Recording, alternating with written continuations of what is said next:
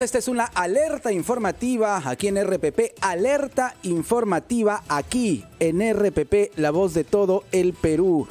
La ley de amnistía que había sido cuestionada por la Corte Interamericana de Derechos Humanos ahora tiene una respuesta por parte del gobierno y del Congreso de la República a través de una carta enviada al organismo internacional. ¿Qué dice esta carta? La estamos viendo en nuestra plataforma de televisión, te lo contamos. Esta es una carta firmada por la presidenta Dina Boluarte, pero también por Alejandro Soto, el presidente de la mesa directiva del Congreso de la República. La carta dice lo siguiente: de esta manera, rechazamos de manera categórica los términos contenidos en la resolución del 1 de julio del 2024, puesto que lo concedido como medida provisional supone el desconocimiento de la soberanía estatal y el principio de separación de poderes, en tanto que en la práctica requiere que los poderes del Estado renuncien al ejercicio de sus competencias constitucionales y abdiquen en sus funciones a favor de una instancia supranacional que ya no interviene subsidiariamente, sino que en total contrasentido dispone más bien asumir el pleno control de las tareas estatales al determinar cuáles no se pueden ejercer. En el punto 2 de esta carta, reiteramos, firmada no solo por la presidenta Dina Boluarte, sino también por el presidente de la mesa directiva del Congreso, Alejandro Soto, se señala lo siguiente: lamentamos que la Corte Interamericana de Derechos Humanos haya emitido una resolución que, excediendo sus competencias, ha desnaturalizado la figura de las medidas provisionales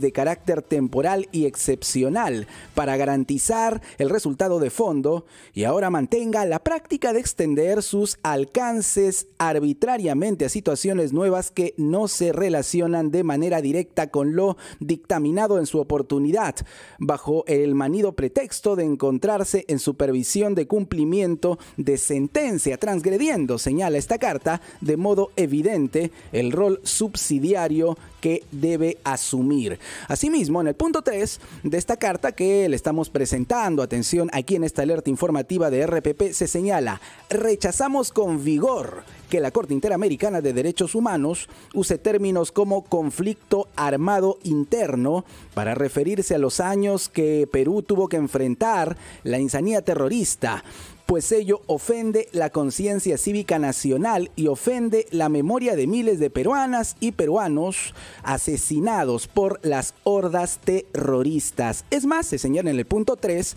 en la resolución del 1 de julio, se llega a decir, se abren comillas, un conflicto entre grupos armados y agentes de las fuerzas policial y militar. Esto en el párrafo 52. Tal expresión, señala esta carta, desconoce la realidad y promueve una injustificada distorsión de la misma, pues lo que realmente ocurrió en el Perú fue que la sociedad peruana tuvo que enfrentar y defenderse de un ataque terrorista generalizado y sistemático que ocasionó la pérdida de decenas de miles de vidas e incalculables pérdidas económicas. Los crímenes cometidos por las organizaciones terroristas violaron sin medida alguna los derechos humanos de todos los peruanos. Para finalizar, amigos de RPP, les contamos a través de esta alerta informativa que ya en el último párrafo de esta carta se señala: solicitamos que la Corte Interamericana de Derechos Humanos,